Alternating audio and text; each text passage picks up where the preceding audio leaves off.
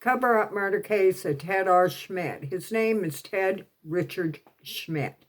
It is not Theodore. It is not Richie.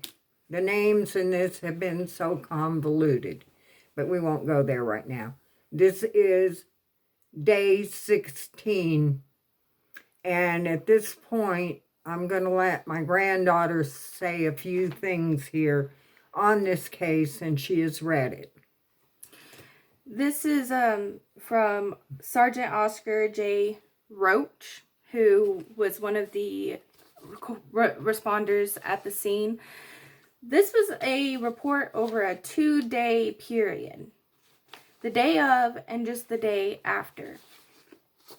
And on this report, okay. On this report and this one, over a 2-day period, states that he was advised by, excuse me, back up here, Joseph Kelly, who was also advised by Detective Koval, who was the detective over the case, and had talked to CPL Dean Peck. And I think that is all the people, and a Michael Ryan, right, who was also involved with the case, as well as Detective Bowling.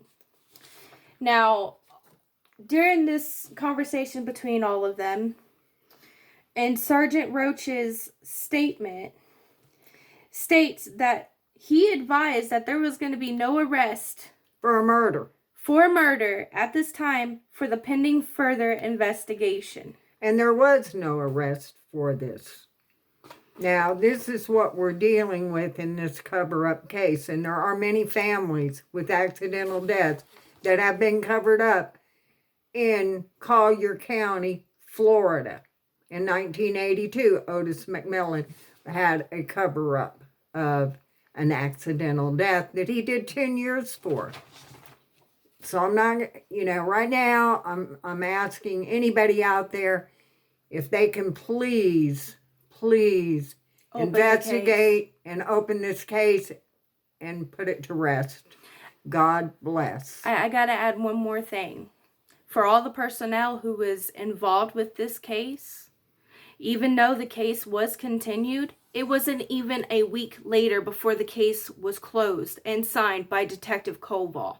So anybody who was involved in this case, it falls on every one of your hands. Because the more I look into this case, the more disgusted I become.